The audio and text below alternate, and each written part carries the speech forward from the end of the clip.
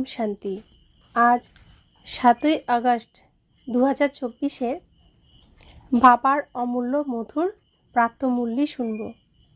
আজকের মূল্যিতে বাবা বলেন, মিঠে মিঠে বচ্চে, স্মরণের যাত্রার দ্বারাই তোমাদের উপার্জন সঞ্চিত হয়, ক্ষতির পরিবর্তে লাভ হয় এবং তোমরা বিশ্বের মালিক হয়ে যাও। আজকের মূল্যের প্রশ্ন, সৎ সঙ্গে স্বর্গবাস, অসৎ সঙ্গে সর্বনাশ, এই কথাটির প্রকৃত অর্থ কী?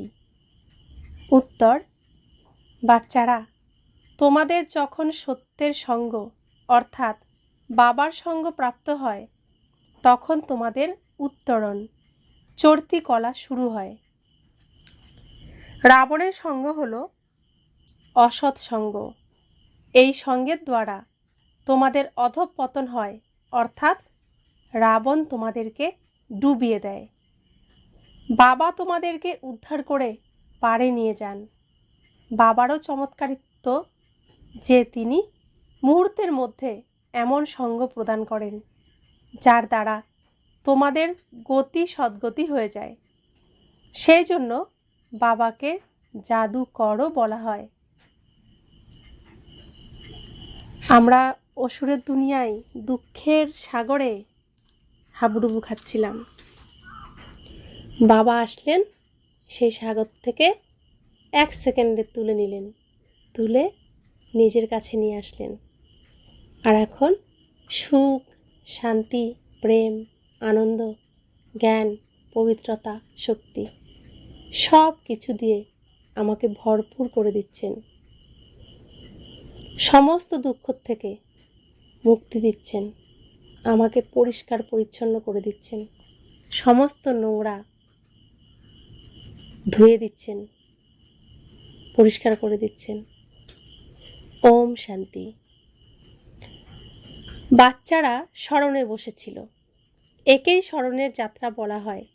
বাবা বলেন, যোগ শব্দটাকে ব্যবহার করো না, বাবাকে স্মরণ করো।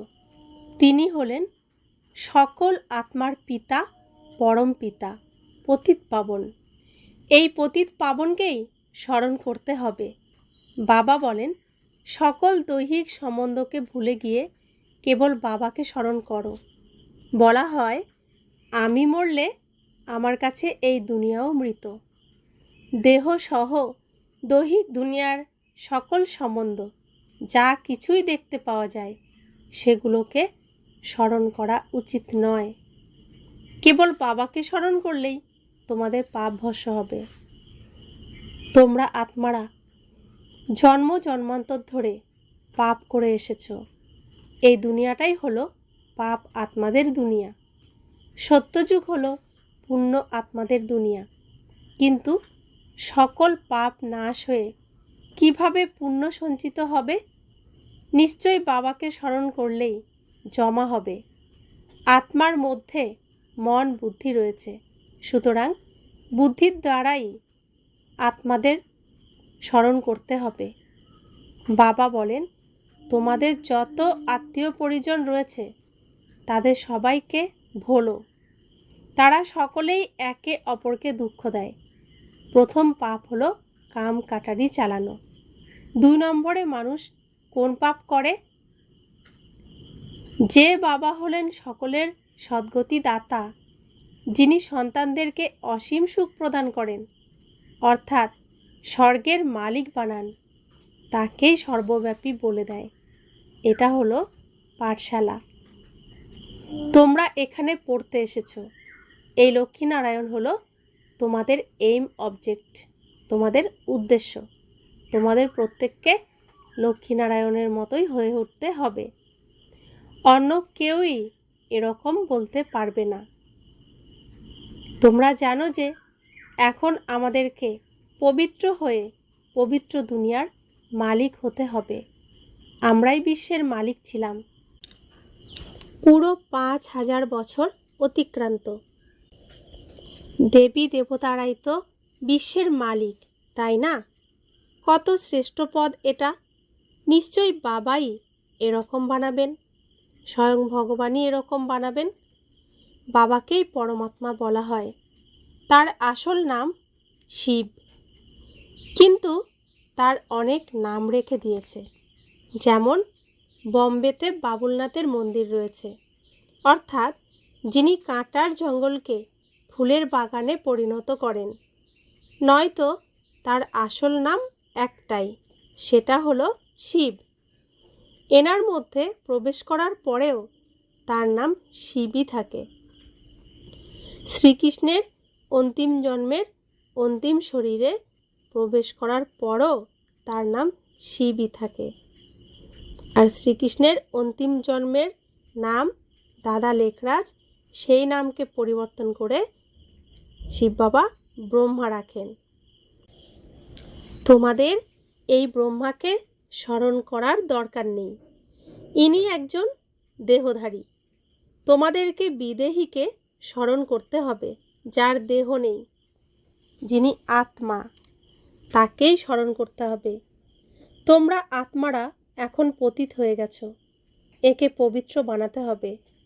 মহান আত্মা, পাপ আত্মা ইত্যাদি বলা হয়ে থাকে, কিন্তু মহান পরমাত্মা কখনো বলা হয় না।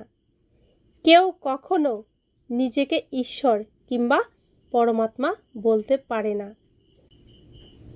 মহাত্মা কিংবা পবিত্র আত্মা বলা হয় সন্ন্যাসীরা সন্ন্যাস করে, তাই ওরা হলো পবিত্র আত্মা।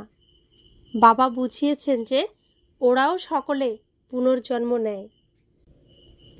সকল দেহধারীকেই অবশ্যই পুনর্জন্ম নিতে হয়। বিকারের দ্বারা জন্ম নেওয়ার পরে যখন ওরা বয়স্ক হয়ে যায়, তখন সন্ন্যাস নিয়ে নেয়। সংসারী লোকেরা যখন বয়স হয়, 60 বছর পূর্ণ হয়, তারপরে সংসার থেকে সন্ন্যাস নিয়ে নেয়। সব কিছু দায় দায়িত্ব সন্তানের কাছে দিয়ে তারা সন্ন্যাস নিয়ে নেয়।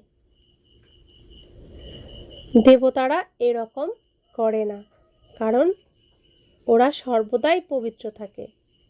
বাবা এখন তোমাদেরকে অসুর থেকে দেবতা বানাচ্ছেন।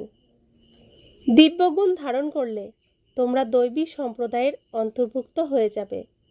দৈব সম্প্রদায়ের মানুষেরা সত্যযুগে থাকে, আসুরিক সম্প্রদায়ের মানুষেরা কলিযুগে থাকে। এখন এটা হলো সঙ্গম যুগ। এখন যে সময়টা, এই সময় কলিযুগের শেষ আর সত্যযুগের শুরু। তো রাত শেষ, সকাল শুরু হওয়ার আগে যে উষাকাল, ভোরবেলা, সেই সময় এখন সৃষ্টি চলছে। এখন তোমরা বাবাকে পেয়েছো। তিনি বলছেন এখন তোমাদেরকে অবশ্যই দৈব সম্প্রদায়ের অন্তর্ভুক্ত হতে হবে। তোমরা দৈব সম্প্রদায়ের অন্তর্ভুক্ত হওয়ার জন্যই এখানে এসেছো। যারা দৈব সম্প্রদায়ের, তারা অসীম সুখ ভোগ করে। এই দুনিয়াটাকে বলা হয় হিংস্র দুনিয়া। দেবতারা হলো অহিংস। বাবা বলছেন, মিষ্টি মিষ্টি আত্মিক বাচ্চারা, তোমরা বাবাকে স্মরণ করো। তোমাদের যত গুরু রয়েছে ওরা সকলেই দেহধারী। এখন তোমাদেরকে, অর্থাৎ আত্মাদেরকে পরমাত্মা পিতাকে স্মরণ করতে হবে। পূর্ণ আত্মা হয়ে গেলেই তোমরা সুখ ভোগ করবে। 84 জন্ম পরে তোমরা আবার পাপ আত্মা হয়ে যাবে। এখন তোমরা পুণ্য সঞ্চয় করছো, যোগ বলের দ্বারা পাপ নাশ করছো। এই স্মরণের যাত্রার দ্বারাই তোমরা বিশ্বের মালিক হও। তোমরাই বিশ্বের মালিক ছিলে, তাই তো? ওরা তারপরে কোথায় গেল? বাবা এই সব বিষয় বোঝাচ্ছেন। তো যারা দেবী দেবতা ছিল, যাদেরকে আমরা এখন পুজো করছি, তারা কোথায় গেল? তোমরাই 84 জন্ম নিয়েছ। তোমরাই সূর্যবংশী, চন্দ্রবংশী ছিলে। বলা হয় ভগবান এসে ভক্তির ফল দেন। কোনো দেহধারীকে ভগবান বলা হয় না। তিনি হলেন নিরাকার শিব। যেহেতু শিবরাত্রি পালন করা হয়, সুতরাং তিনি নিশ্চয়ই আসেন।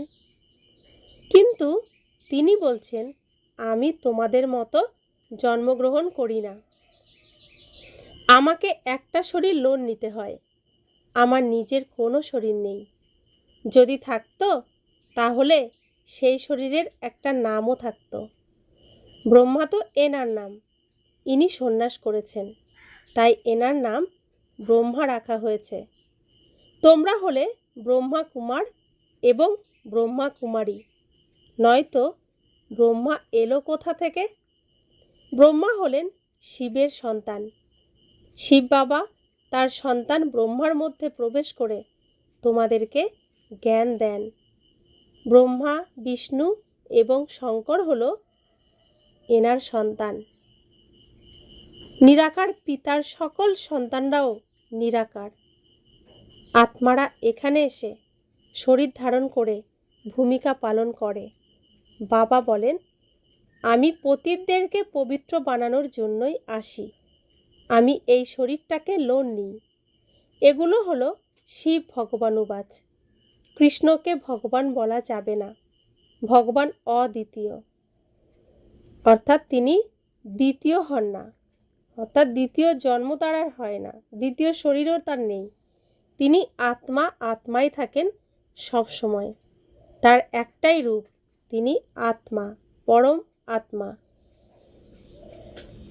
আর বাকি সকলেই দেহে প্রবেশ করেন, তাই প্রত্যেকের রূপ পাল্টে যায়, নাম পাল্টে যায়, থাকার স্থান পাল্টে যায়, পিতামাতা পাল্টে যায়, সব কিছু পাল্টে যতবার জন্ম নেবে ততবারই নাম থাকবে, ততবারই সব কিছু পরিবর্তন হবে। শ্রীকৃষ্ণের মহিমা সম্পূর্ণ পৃথক। রাধাকৃষ্ণ হল প্রথম দেবতা। ওরাই স্বয়ম্বরের পরে লক্ষ্মীনারায়ণ হয়ে যায়, কিন্তু এই কথাটা কেউই জানে না। রাধাকৃষ্ণের ব্যাপারে কেউই কিছু জানে না। ওরা পরবর্তীকালে কোথায় গেল? আমরা রাধাকৃষ্ণের ছোটবেলাটা দেখি, যৌবক অবস্থা পর্যন্ত দেখানো হয়, তাদের বৃদ্ধাবস্থা দেখানো হয় না। তো বাবা বলছেন, রাধাকৃষ্ণই স্বয়ম্বরের পরে লক্ষ্মীনারায়ণ হয়ে যায়, তাই আর রাধাকৃষ্ণকে বৃদ্ধাবস্থায় আমরা দেখতে পাই না। ওরা দুজন আলাদা মহারাজার সন্তান। ওখানে অপবিত্রতার চিহ্ন মাত্র থাকবে না, কারণ ওখানে 5 বিকার রূপী রাবণ নেই। ওটা হলো রামরাজ্য। বাবা এখন আত্মাদেরকে বলছেন, আমাকে স্মরণ করলে তোমাদের পাপ নাশ হবে। তোমরাই শতপ্রধান ছিলে, এখন তমপ্রধান হয়ে গেছো, ক্ষতি হয়ে গেছে, এখন পুনরায় সঞ্চয় করতে হবে। আমাদের জীবনেও তো তাই। আমরা শিশু অবস্থায় শ্রীকৃষ্ণের মতোই থাকে। তো প্রত্যেক বাচ্চাকে 5 বছর বয়স পর্যন্ত বলা হয় এর মধ্যে ভগবান আছে, অর্থাৎ ভগবানের সমস্ত গুণ আছে। তাই ছোট শিশুকে কেউ আঘাতও করে না, আর ছোট শিশুকে ভগবানের স্থান দেওয়া হয়। তো ভগবানের গুণ নিয়ে আসে, তাই তাকে ভগবানের স্থান দেওয়া হয়। 5 বছর পরে যখন সমাজে মিশতে থাকে, এই রাবণের দুনিয়ার মধ্যে মিশতে থাকে, রাবণের দুনিয়ার গুণগুলোকে ধারণ করতে থাকে, তখন ভগবানের গুণগুলো ধীরে ধীরে চাপা পড়ে যায়। যখন বৃদ্ধ হয় আবার, তখন এই রাবণের দুনিয়ার সমস্ত আচার আচরণকে ত্যাগ করে আবার নিজের সেই ঈশ্বরের, সেই ভগবানের গুণগুলোকে আবার ধারণ করার চেষ্টা করে। তখন আবার সংসার থেকে সন্ন্যাস নিয়ে ভগবানের নামগান করতে শুরু করে। তো সেই রকম সত্যযুগে আমরা প্রত্যেকেই ছোটবেলা শিশু অবস্থার মতো দৈবী গুণে পরিপূর্ণ থাকি, যাকে বলা হয় সৃষ্টির সত্যযুগ। আর কলিযুগ বৃদ্ধাবস্থা হয়ে যায়। তো সেই সময় আবার এই সংসারের সমস্ত কিছুকে ত্যাগ করে সন্ন্যাস নিয়ে ভগবানের সেই সমস্ত গুণগুলোকে ধারণ করে আমাদেরকে ঘরে ফিরতে হবে। একটি জীবনেও তাই, এই সৃষ্টির চক্রতেও তাই। তো বাবা বলছেন ভগবানকে সওদাগরও বলা হয়। খুব কম জনই তার সাথে সওদা করে, তাকে আবার জাদুগরও বলা হয়। সমগ্র দুনিয়া সদ্গতি করে দিয়ে তিনি কামাল করে দেন, সকলকে মুক্তি এবং জীবন মুক্তি প্রদান করেন, যেন জাদুর খেলা। কোনো মানুষ কখনো মানুষকে এইসব দিতে পারবে না।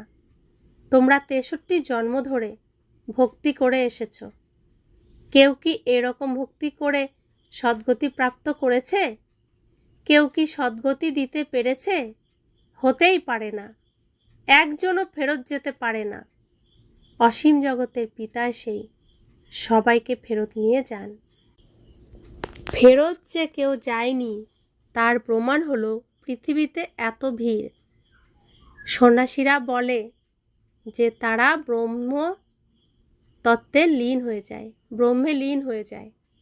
যদি লীনই হয়ে যেত তাহলে এত সন্ন্যাসীদের এত ফলোয়ার্স কোথার থেকে আসছে? যারা চলে গেছে তারা তো আর আসতো না, তা আসেনি, তাহলে এরা কোথা থেকে এসেছে? এত সন্ন্যাসী, এত ফলোয়ার্স, আর পৃথিবীতে এত জনসংখ্যা, সবাই তো মৃত্যুর পরে আর ফিরে আসার কথা না। তাহলে এত ভিড় কেন? কোথা থেকে এসেছে সবাই? সবাই যখন চলেই গেছে তাহলে হিসেব মিলছে না। আমরা আসল সত্যটা জানি না, যে সত্যটা বাবা এসে আমাদেরকে বলছেন, বোঝাচ্ছেন, জানাচ্ছেন। কলিযুগে অনেক রাজা রয়েছে, ওখানে তোমরা খুব কমজন রাজত্ব করবে, বাকি আত্মারা মুক্তিতে চলে যাবে। তোমরা ভায়া মুক্তিধাম হয়ে জীবন মুক্তিতে যাও। এই চক্র ক্রমাগত আবর্তিত হয়। এখন তোমরা আত্মারা এই চক্র দর্শন করেছ। রচয়িতা এবং রচনার আদি, মধ্য এবং অন্তিমের জ্ঞান পেয়েছ। তোমরাই এই জ্ঞানের দ্বারা নর থেকে নারায়ণ হয়ে যাও। দেবতাদের রাজধানী স্থাপন হয়ে গেলে আর তোমাদের জ্ঞানের কোনো প্রয়োজন হবে না। এই জ্ঞান অর্থাৎ এই সৃষ্টির সমস্ত ঘটনা, শুরু থেকে শেষ পর্যন্ত নাটকের ঘটনা, নাটকের কাহিনী বাবা এসে আমাদেরকে শোনাচ্ছেন। কারণ এখানে আমরা রিহার্সাল করছি এবং রেকর্ডিং করছি। তো সম্পূর্ণ নাটকটা যদি আমরা না জানি তাহলে সম্পূর্ণ রেকর্ডিং হবে না, তাহলে এর পরের সিনেমা চলবে না। তাই পুরো ঘটনাটাই আমাদেরকে জানাচ্ছেন। যখন এই শুটিং শেষ হয়ে যাবে তখন আর এই ঘটনা বলারও কেউ থাকবে না, আমাদেরও আর মনে থাকবে না। কারণ আমরা তখন আবার স্টেজে, তখন প্র্যাকটিক্যালি অভিনয় করতে শুরু করে দেব, তখন আর রিহার্সালের কথা মনে থাকবে না। তাই বাবা বলছেন ভক্তদেরকে ভগবান অর্ধেক কল্পের জন্য সুখের ফল দেন, তারপর রাবণ রাজ্যে দুঃখ শুরু হয়। ধীরে ধীরে সিঁড়ি দিয়ে নিচে নামতে থাকে। তোমরা যখন সত্য যুগেও থাকো তখনও প্রত্যেক দিন একটু একটু করে নিচে নামতে থাকো। তোমরা 16 কলা সম্পূর্ণ হয়ে যাও এবং তারপর অধঃপতন শুরু হয়। প্রতি সেকেন্ডে একটু একটু করে অবনতি হতেই থাকে। অনেকটা সময় অতিবাহিত হওয়ার পর আজ এই জায়গায় এসে পৌঁছেছ। ওখানেও তো এরকমভাবেই সময় অতিবাহিত হবে। আমরা খুব তাড়াতাড়ি সিঁড়ি দিয়ে উপরে উঠে যাই, তারপর উকুনের মতো ধীরে ধীরে নিচে নামতে হবে। তো উঠতে সময় লাগে 1 সেকেন্ড, নামতে সময় লাগে 5000 বছর। বাবা বলছেন আমি সকলকে সদ্গতি প্রদান করি। কোনো মানুষ কখনো মানুষের সদ্গতি করতে পারবে না, কারণ তাদের নিজেদের জন্মই তো বিকারের দ্বারা হয়, তাই ওরা নিজেরাই পতিত। বাস্তবে শ্রীকৃষ্ণকেই প্রকৃতপক্ষে মহাত্মা বলা সম্ভব। দুনিয়ায় যাদেরকে মহাত্মা বলা হয় তারা তো বিকারের দ্বারা জন্ম নেওয়ার পরে সন্ন্যাস গ্রহণ করে, কিন্তু ওরা হলো দেবতা। দেবতারা সর্বদাই পবিত্র থাকে, ওদের মধ্যে কোনোরূপ বিকার থাকে না। ওই দুনিয়াটাকেই নির্বিকারী দুনিয়া বলা হয়। এই দুনিয়াটাকে বলা হয় বিকারী দুনিয়া, নো পিউরিটি। এদের আচার আচরণ খুবই খারাপ। দেবতাদের আচার আচরণ খুব সুন্দর হয়, সবাই তাদেরকে নমস্কার করে। তাদের ক্যারেক্টার ভালো বলেই তো অপবিত্র মানুষ সেই পবিত্র দেবতাদের সামনে মাথা ঠোকে। আজকাল তো লড়াই ঝগড়া কত কিছুই না হচ্ছে, চারিদিকে শুধুই ঝামেলা। এখন থাকার মতো জায়গাটুকুও পাওয়া যায় না। সবাই চায় যে জনসংখ্যা কম হোক, কিন্তু এটা তো বাবার কর্তব্য। সত্যযুগে খুব কম সংখ্যক মানুষ থাকবে, এত শরীর সব আগুনে পুড়ে যাবে এবং বাকি সব আত্মারা নিজের সুইট হোমে ফিরে যাবে। ক্রমানুসারে শাস্তি তো পেতেই হবে। যে সম্পূর্ণ পুরুষার্থ করে বিজয়মালার দানা হয়ে যায় সে শাস্তির হাত থেকে মুক্তি পেয়ে যায়। মালা তো কেবল একজনকে নিয়ে হবে না, যিনি ওদেরকে এরকম বানিয়েছেন তিনি হলেন মালার ফুল। যে মালা জপ করা হয় বৈজয়ন্তী মালা, তো বাবা বলছেন তিনি হলেন সেই মালার ফুল। তারপরে রয়েছে যুগল দানা, এটা প্রবৃত্তি মার্গের নিদর্শন, তাই যুগল দানার মালা বানানো হয়, সিঙ্গেল দানার মালা হয় না। সন্ন্যাসীদের কোনো মালা হয় না, ওরা নিবৃত্তি মার্গের পথিক। ওরা কখনো প্রবৃত্তি মার্গের কাউকে জ্ঞান দিতে পারবে না। ওরা পবিত্র হওয়ার জন্য সীমিত কিছু বিষয়ের থেকে সন্ন্যাস গ্রহণ করে। ওরা হলো হঠযোগী, এটা হলো রাজযোগ। রাজত্ব প্রাপ্ত করানোর জন্য বাবা তোমাদেরকে এই রাজযোগ শেখাচ্ছেন। বাবা প্রত্যেক 5000 বছর অন্তর আসেন। অর্ধেক কল্প ধরে তোমরা সুখের দুনিয়ায় রাজত্ব করো, তারপরে রাবণ রাজ্যে তোমরা ধীরে ধীরে দুঃখী হয়ে যাও। এটাকেই সুখ দুঃখের খেলা বলা হয়। তোমরা পাণ্ডবরা বিজয়ী হও, এখন তোমরা হলে পাণ্ডা। ঘরে যাওয়ার যাত্রা করাচ্ছ। জাগতিক তীর্থযাত্রা তো মানুষ জন্ম জন্মান্তর ধরে করছে, এখন তোমরা ঘরে ফেরার যাত্রা করছো। বাবা এসে সবাইকে মুক্তি, জীবন মুক্তির রাস্তা বলছেন। তোমরা জীবন মুক্তিতে যাবে এবং বাকি সবাই মুক্তিতে চলে যাবে। হাহাকারের পরে জয় জয়কার হবে। এখন এটা হলো কলিযুগের অন্তিম সময়। অনেক বিপদ আপদ আসবে, চারিদিকে অনেক হাঙ্গামা হবে। সেরকম সময়ে তোমরা স্মরণের যাত্রাতে থাকতে পারবে না। তাই বাবা বলছেন এখন বেশি করে স্মরণের যাত্রাতে থাকো, যাতে পাপ নাশ হয়ে যায় এবং সঞ্চয়ও হয়। শতপ্রধান তো হয়ে যাও। বাবা বলছেন আমি প্রত্যেক কল্পের পুরুষোত্তম সঙ্গম যুগে আসি। তো প্রত্যেক কল্প কাকে বলা হয়? সত্যযুগ থেকে কলিযুগ পর্যন্ত এই সময় পার হয়ে চক্রটা ঘোরার সময় আসলে তাকে বলা হয় এক কল্প। অর্থাৎ শুরু থেকে শেষ পর্যন্ত আশাকে বলা হয় কল্প। তো এখন সত্যযুগ থেকে শুরু করে কলিযুগ পর্যন্ত এই সময় শেষ হয়েছে, আবার নতুন করে এই চক্র ঘুরবে। আবার সত্যযুগ আসবে, ত্রেতাযুগ আসবে, দ্বাপর যুগ আসবে, কলিযুগ আসবে, তারপরে বাবাও আসবেন সঙ্গম যুগে। কলিযুগ আর সত্যযুগের মিলন সময়ে ভগবান আসেন। তো রাত শেষ করে দিনে যাওয়া, দিন শুরু করার এই যে সময়, সঙ্গম সময়, একটু অন্ধকার একটু আলো, যাকে আমরা বলি উষাকাল, ভোরবেলা।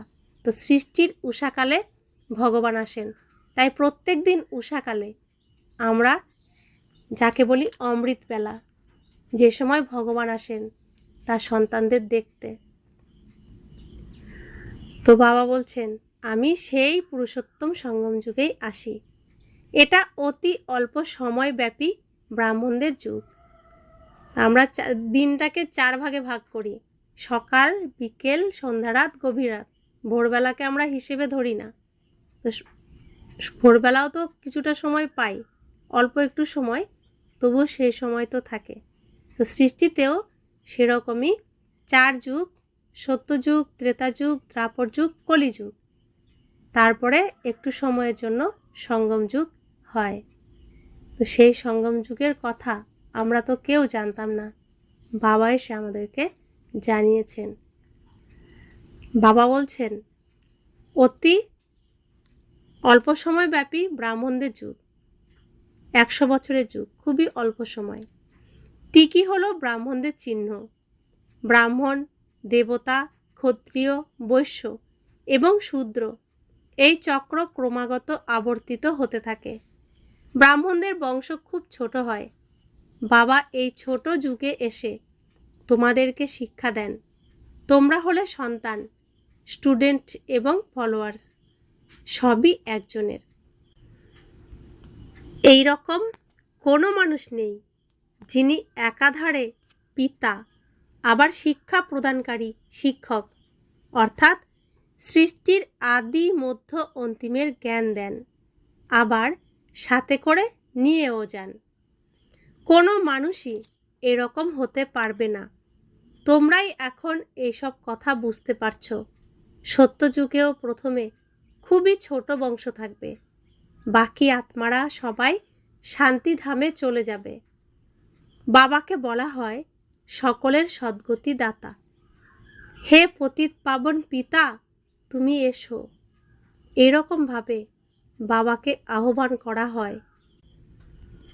আবার অপরদিকে বলে দেয় যে কুকুর, বিড়াল, নুড়ি, পাথর সব কিছুতেই পরমাত্মা রয়েছেন। অসীম জগতের পিতার নিন্দা করে। যে পিতা স্বর্গের মালিক বানান তার নিন্দা করে। এটাকেই রাবণের সঙ্গদোষ বলা হয়। পিতার নিন্দা সন্তানদের দ্বারা কে করিয়েছেন? রাবণ করিয়েছেন তার মায়ার দ্বারা।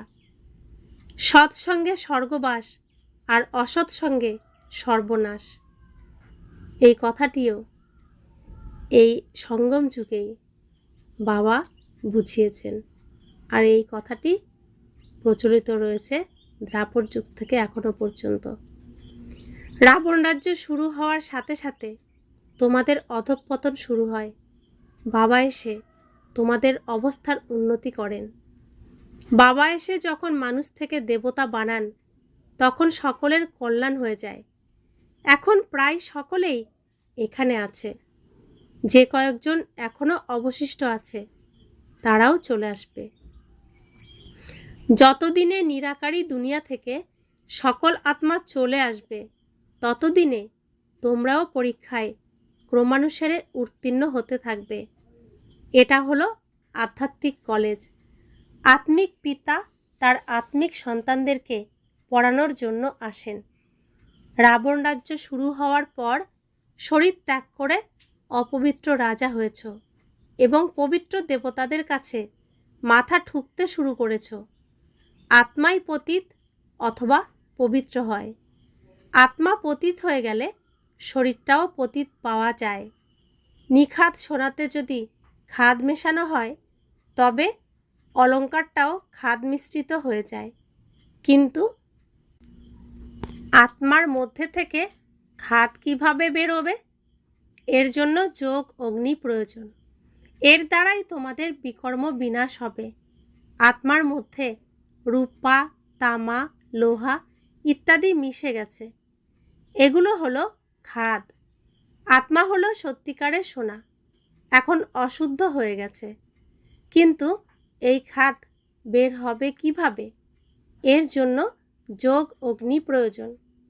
তোমরা এখন জ্ঞান চিতাতে বসে আছো, আগে কাম চিতাতে বসেছিলে। বাবা এসে জ্ঞান চিতার উপরে বসান। কেবল জ্ঞানের সাগর অর্থাৎ বাবা ছাড়া অন্য কেউ জ্ঞান চিতায় বসাতে পারবে না। মানুষ ভক্তিমার্গে কত পূজা পাঠ করে, কিন্তু কাউকেই জানে না। এখন তোমরা সবাইকে জেনেছ। যখন তোমরা সবাই দেবতা হয়ে যাও, তখন আর কোনো পূজা অর্চনার ব্যাপার থাকবে না। যখন রাবণ রাজ্য শুরু হয়, তখনই ভক্তি শুরু হয়। এখন আমরা ভগবানের কাছে পড়াশোনা করছি, ভগবান ভগবতী হওয়ার জন্য, লক্ষ্মীনারায়ণ হওয়ার জন্য। আমরা এখন জানতে পেরেছি যে আমরাই সত্যযুগে পূজ্য ছিলাম। আমরাই আমাদের রূপকে, আমাদের চিত্রকে পুজো করেছি অজান্তে, অজ্ঞানতার বশে। সব কিছু রাবণ মায়ার দ্বারা করিয়েছিল। এখন ভগবান এসে আমাদের শিক্ষা দিচ্ছেন, বোঝাচ্ছেন। তো আমরা জানতে পেরেছি যে আমরা নিজেরাই দেবতা ছিলাম, যাদেরকে আমরা পুজো করছি।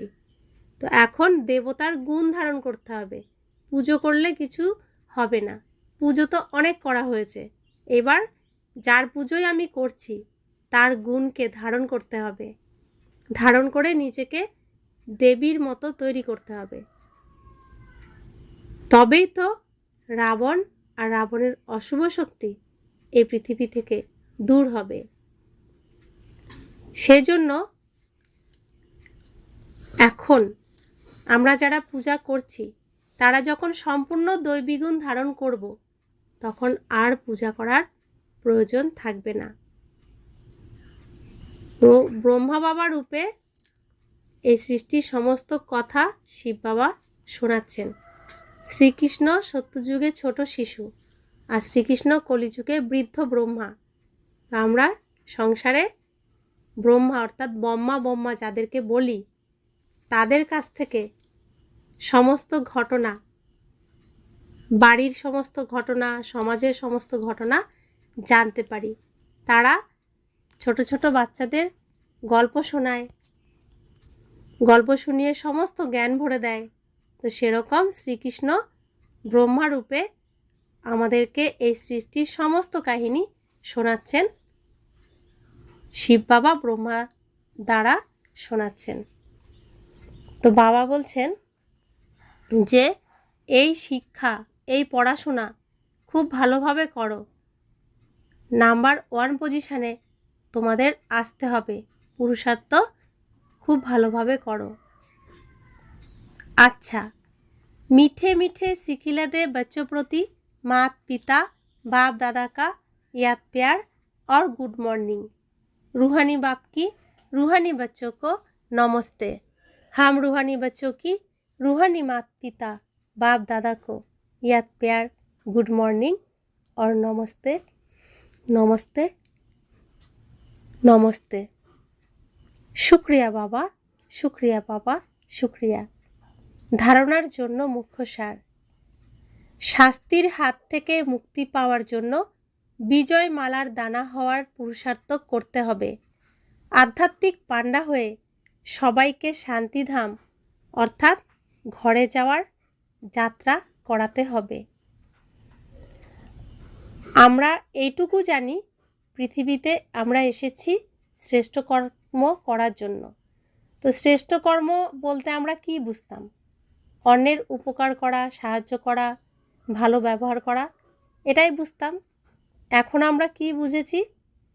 এই বিষের সাগরের মধ্যে যারা হাবুডুবু খাচ্ছে, তাদেরকে এই বিষের থেকে মুক্ত হওয়ার রাস্তা বলে দিয়ে, পথ বলে দিয়ে, যিনি উদ্ধার করবেন তার সঙ্গে মিলিত করা, এটাই হলো সর্বশ্রেষ্ঠ কাজ। তো প্রত্যেক আত্মাকে পরমাত্মার সাথে মিলন করিয়ে দেওয়া, তার ঠিকানা বলে দেওয়া, রাস্তা বলে দেওয়া, এই কাজই হলো সর্বশ্রেষ্ঠ কাজ, সর্বশ্রেষ্ঠ কর্ম। আমরা এখন এই কর্মই করব, শ্রেষ্ঠ কর্ম করব, তবেই বৈকুণ্ঠ লাভ করব। বৈকুণ্ঠে যেতে পারবো। তাই প্রত্যেককে ভগবানের সাথে মিলিত হওয়ার, ভগবানকে প্রাপ্ত করার পথ বলে দিতে হবে। দ্বিতীয় ধারণা, স্মরণের যাত্রাকে বাড়াতে বাড়াতে সকল পাপ থেকে মুক্ত হয়ে যেতে হবে। যোগ অগ্নির দ্বারা আত্মাকে সত্যিকারের সোনা হতে হবে, শতপ্রধান হতে হবে। আমরা রাস্তা পেয়ে গেছি, আমার পিতাকেও পেয়ে গেছি। এখন যত পিতাকে স্মরণ করব, পিতাকে জড়িয়ে ধরব, পিতার কাছে থাকব, তত রাবণের প্রভাব আমার থেকে দূরে সরে যাবে। রাবণ আর আমার উপর প্রভাব ফেলতে পারবে না, মায়া আমার কিছুই করতে পারবে না।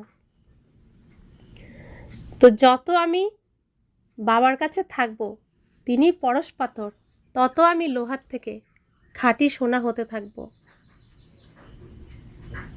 বরদান, প্রতিটি মুহূর্তকে অন্তিম মুহূর্ত মনে করে সদা এভার রেডি থাকা তীব্র পুরুষার্থী ভব।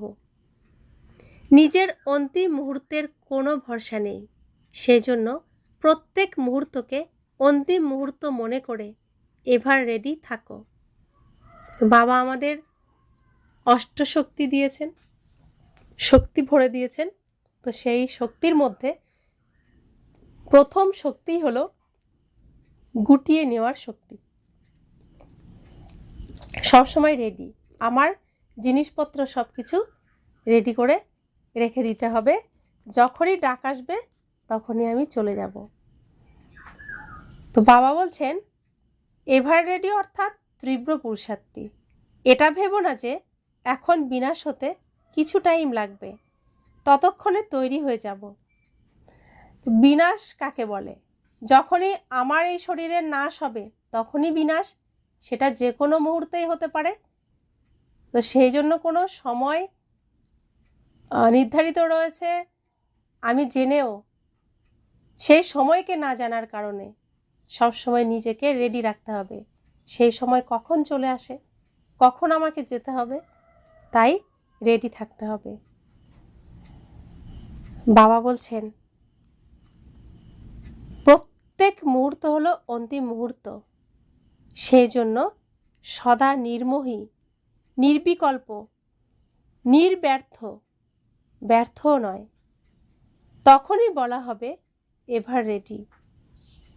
তো আমি এখানে এসেছি অভিনয় করতে। অভিনয় যখনই শেষ হবে, আমার যখন অভিনয় শেষ করার সময় চলে আসবে, তো তখনই আমার ডাক আসবে যে চলে এসো, সময় শেষ। তো কোনো জায়গায় ভাষণ দিতে গেলে, তারপরে কোথাও কোনো স্টেজে অভিনয় করতে গেলে প্রত্যেকেরই অভিনয়ের একটা সময় থাকে, যে এতটা সময় তোমার পার্ট, এতটা সময় তুমি ভাষণ দেবে, এতটা টাইম। তো সেই টাইমের মধ্যে পুরোটা শেষ করতে হবে। শেষ করতে পারো বা না পারো, তোমাকে ওই টাইম শেষ হয়ে গেলে স্টেজ ছেড়ে দিতে হবে। তোমার জায়গায় আবার অন্য কেউ অভিনয় করতে আসবে, তোমাকে স্টেজ ছেড়ে দিতে হবে। তো সেই জন্য সব সময় আমাকে রেডি থাকতে হবে। যখনই স্টেজ ছাড়ার কথা আসবে, খবর আসবে, তখনই স্টেজ ছেড়ে আর অভিনয় করার সমস্ত পোশাক আশাক, মেকআপ সব কিছু ছেড়ে আমাকে নিজের ঘরে ফিরে যেতে হবে। তো বাবা বলছেন সেজন্য কোনো কিছু তুমি ভাববে না, কারণ অভিনয় শেষ, ঘরে চলো। তাই কিছু ভেবেও কোনো লাভ নেই, ব্যর্থ ভেবো না, মোহ রেখো না, কোনো কল্পনাও করো না। যে কোনো কাজই হোক না কেন, কিন্তু নিজের স্থিতি সদা উপরাম থাকবে, যেটা হবে সেটা ভালোই হবে। প্রত্যেকটি ঘটনা কল্যাণকারী, যা কিছু ঘটে কল্যাণের জন্যই ঘটে। যখন ঘটনাটা ঘটে তখন আমরা বুঝতে পারি না, কিন্তু পরে বুঝতে পারি যে এটা হয়েছে এটার জন্য, খুব ভালো হয়েছে, না হলে তো হতো না। কিন্তু বর্তমান যখন থাকে, ঘটনাটা ঘটছে, সেই সময় আমরা বুঝতে পারি না। বাবা বলছেন সেই সময়ই তোমার স্থিতি তোমাকে ঠিক রাখতে হবে, এটাই তো তোমার পুরুষার্থ। স্লোগান, নিজের হাতে ল তুলে নেওয়া হলো ক্রোধের অংশ। তো অন্য কাউকে পরিবর্তন করার যে আমরা চেষ্টা করি, আর তাকে পরিবর্তন করার জন্য ভগবানের এই যে নিয়ম, প্রকৃতির যে নিয়ম, সেই নিয়মকেই আমরা পাল্টে দিই। তা আমরা মানুষরা প্রকৃতির সব নিয়মকে পাল্টে দিয়েছি। প্রকৃতি জেগে ওঠে ভোরবেলা 12টা AM হলো, তারপর ধীরে ধীরে প্রকৃতি জাগতে শুরু করে।